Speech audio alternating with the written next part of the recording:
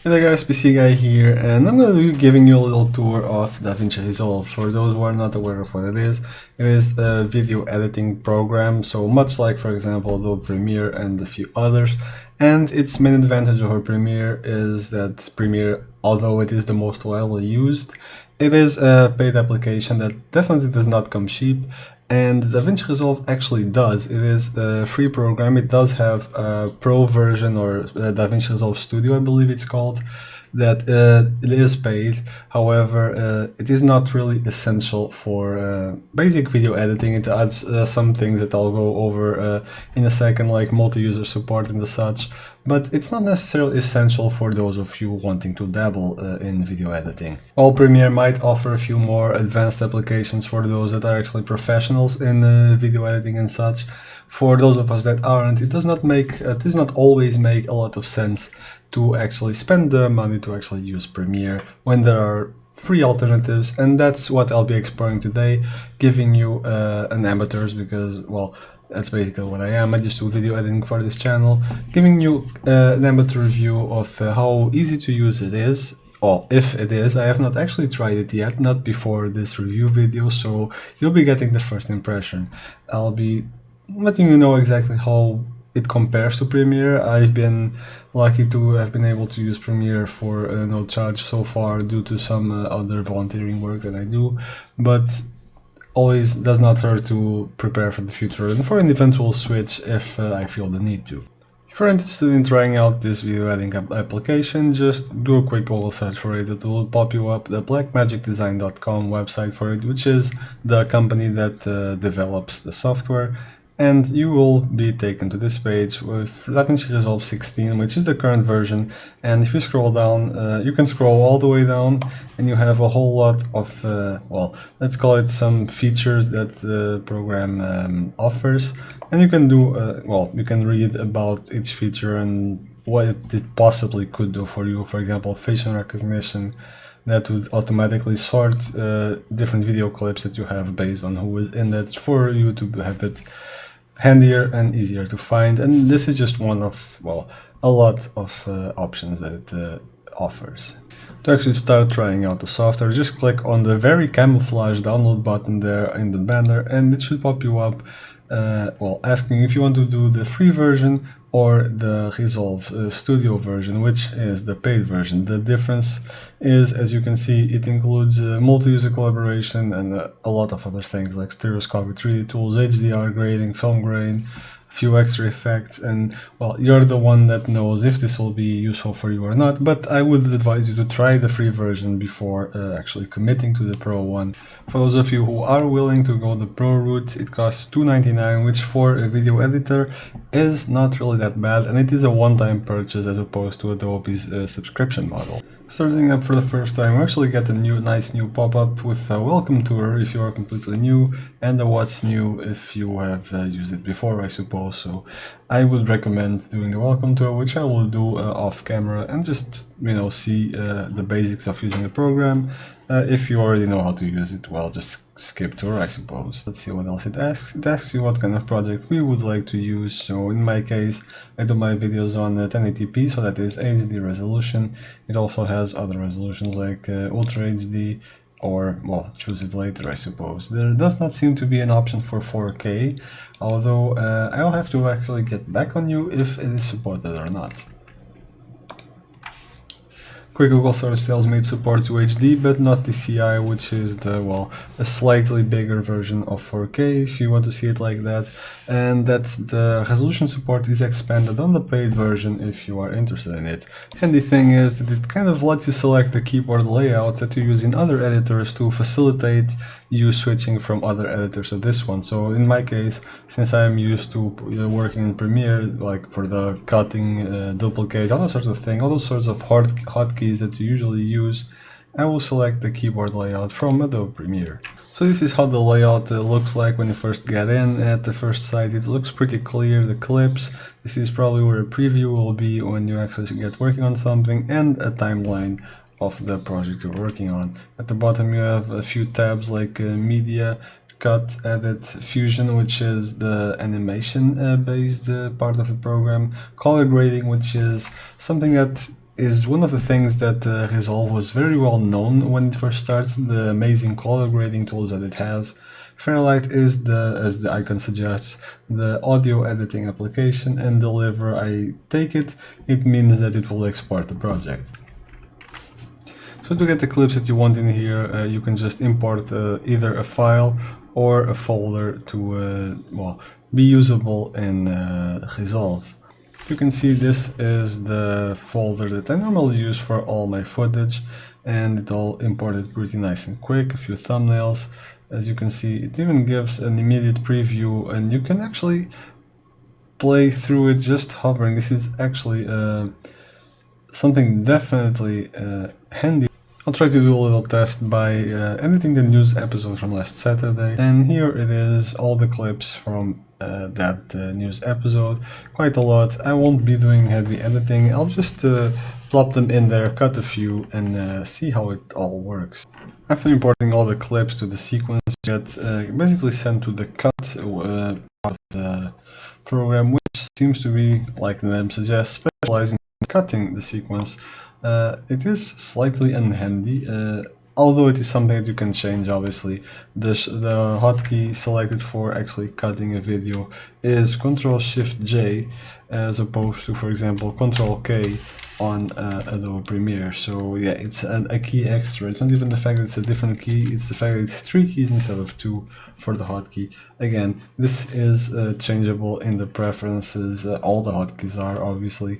Although I was assuming when it asked me for the keyboard defaults that it was going to set it to the similar ones to Premiere, which apparently was not the case.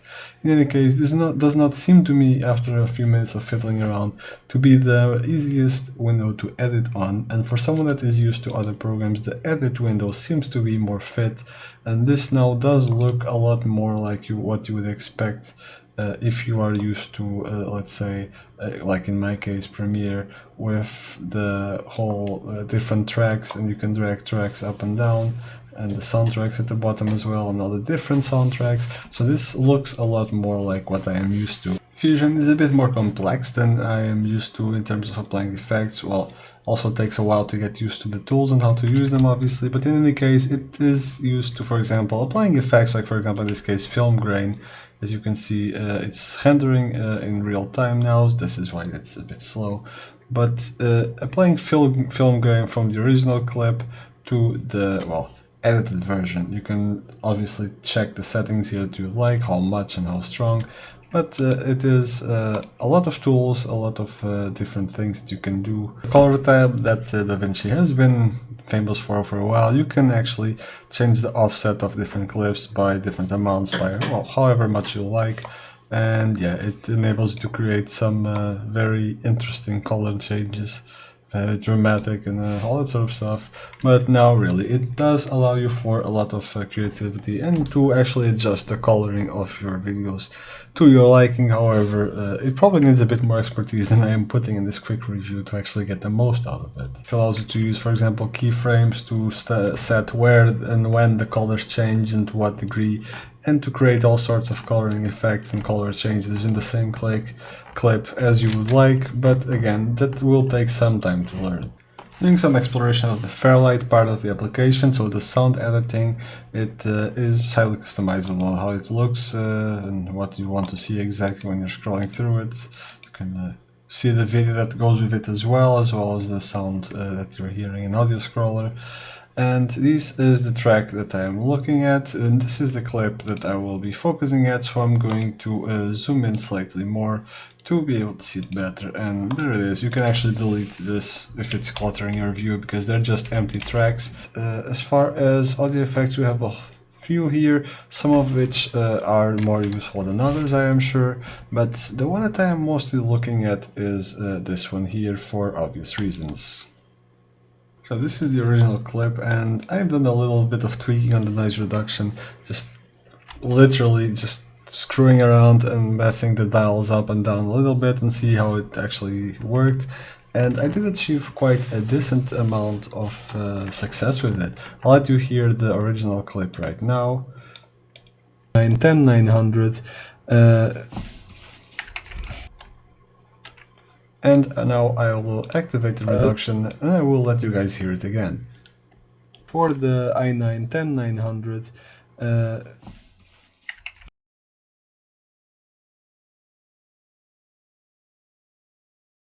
so yeah, while it is definitely still there in the background a little bit, it definitely is a major improvement. It's something that could potentially be pretty decent if I actually put some time and effort into learning how to utilize this filter properly. Same goes for things like echo reduction, all that sort of thing, that this seems to be packed full with filters. It actually worked. When I tried the same filters in Premiere a while back, the success was, let's say, very limited. It affected the gain. The filters that it used to kind of clear out the noise, it affected the gain a lot, and then I ended up having to boost the gain, which would then boost the noise up again, and it would lose a lot of voice clarity. Here, it does not seem to be that bad, and it retains most of the gain, and the voice clarity is still there, even after I boost it back up a little bit. Obviously, it's a bit of a situation of having one without the other. I could potentially edit video in one application and then use another application for the sound, but that does create a lot of other complications and a lot more time wasted going back and forth between one and the other. And let's face it, for someone doing amateur work like I am, you just want it nice and simple and easy. The last tab we need to explore is the Deliver tab, which is kind of as I expected, the tab where you just export the file into whatever you are. You have the custom option that just lets you choose all the options, and you have a few presets that you can choose from, including, for example, Premiere XML, as well as H.264 master, and more importantly in my actual situation, YouTube 1080p preset. Also interesting is this upload directly to YouTube kind of thing. You can use to just basically, as soon as it is done encoding and rendering, to upload it directly to YouTube and save you the trouble of doing it manually. Now there's a lot more functions to look at and a lot more effects and things, but I wanted to keep this short and simple for, like I said, the people that are a bit more new to video editing and are looking for an alternative and just seeing how easy it is and which one of them is easier. But I want to do a very quick comparison, and it will be how long it takes to encode, well, to render, export, whatever you want to call it, to get a video done in DaVinci Resolve compared to Premiere, because for those of us that are on the amateur side but also kind of wanted to get done quickly, we probably want to see which one of them is faster to work with and faster to get our videos out there and done with. So I will be letting the file do its thing on both programs, seeing how long it takes and also seeing how it does in terms of resource utilization.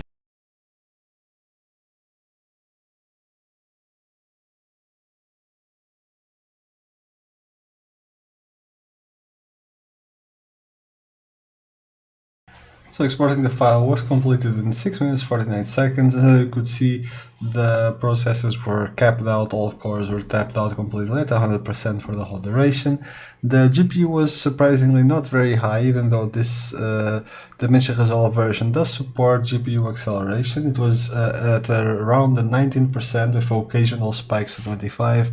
And I was expecting it to be a bit higher. Memory consumption in total for the whole system was around the 10 gigs, so definitely some left to spare. Let's see how it fares in Adobe Premiere. I want to do the exact same thing in Premiere, and just a quick side note before I start into the comparison. As you can see, the UI is a little bit less cluttered. This is one of the things that takes me a bit back in DaVinci Resolve, is that it's all a bit crazy and completely cluttered and a lot of stuff everywhere. Obviously, you can adjust it and change it to your needs, but yeah, from one person changing from one thing to the other, that is a hard pill to swallow. We're exporting the exact same files, the exact same sequence with the exact same format, and we'll see exactly how it behaves in terms of both time and resource usage.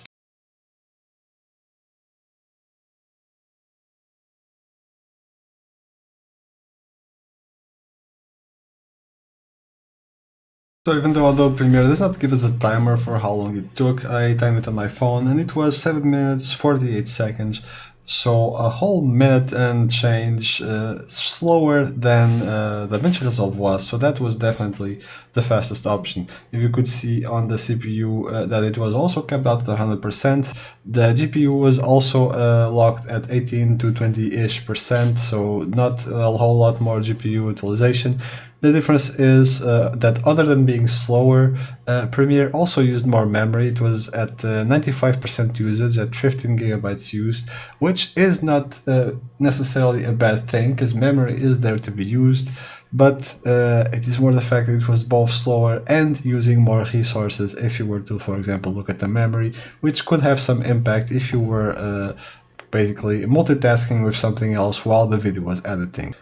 So at the end of the day, where does this all leave us? I doubt for most of people in my situation, which are amateurs, people just doing it for fun, or that are doing very light projects or now and again, I doubt the 1 minute difference in encoding a video actually really matters, and it's probably not really a game breaker. For people in our situation, the pricing difference, or in this case not pricing difference, plays the major role, with DaVinci taking the cake with being free for basic users like me and a lot of other people that might be watching this video, and Adobe having possibly a few extra features that users like us are sometimes not even aware about, or if they are, that we don't really use anyway, even though they are there.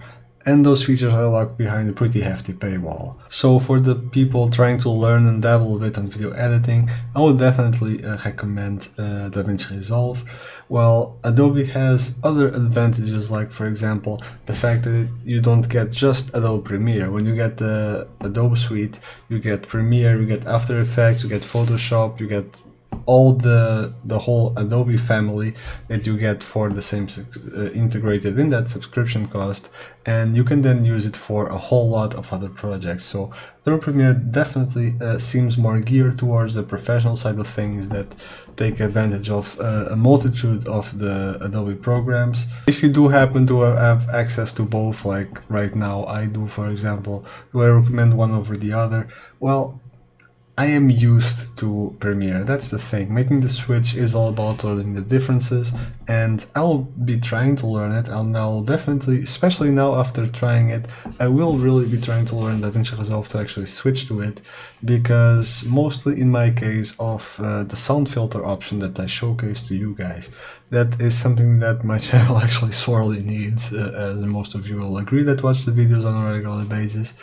And it seemed a lot more efficient than the Adobe Premiere variant. If anything, DaVinci Resolve seems to have options a bit more readily available, as long as you are willing to learn the different commands to use it, and the different layout and the different interface, and how it all works together. I gotta say, it looked a bit cluttered to me, like I said, so there's that to get used to. However, if you are learning a program for the first time, you're gonna be stumbling for the first few times, and that's gonna happen no matter if you are on Premiere or on Resolve.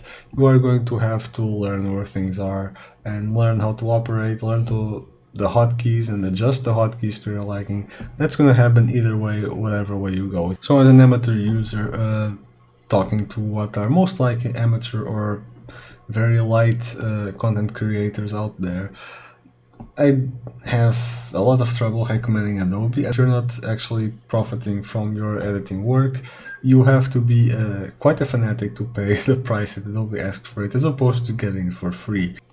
This is nothing about quality, mind you, this is just about justifying the value that it brings compared to a free alternative that does the job and does it well, and in some cases even better if you look at, for example, how easy it was to get rid of the noise. So yeah, while this was probably not the most objective of reviews, you do get an idea of the program, how it works, what it does, and how it kind of looks like, and how easy or not easy it is to use. So I hope this has been useful for you guys, and I'll be exploring DaVinci more in the future, trying to make better use of its tools, and more specifically, trying to improve the sound on the channel, which is hardly needed, as you guys know. So drop a like in the comments if you would like to help this video gain visibility, and if you are not subscribed to the channel, would really appreciate that, and that's what we really need to get growing more in the future and get some better and well, more suited tools. Like for example, a shotgun mic would really help with the noise issues, and that's something we don't have right now, or an actual camera instead of the webcam. So we could give you guys better and more videos more often, and just everyone has a lot better time. So I hope I'll see you in the future. Hit that subscribe button, and in the meantime, have fun.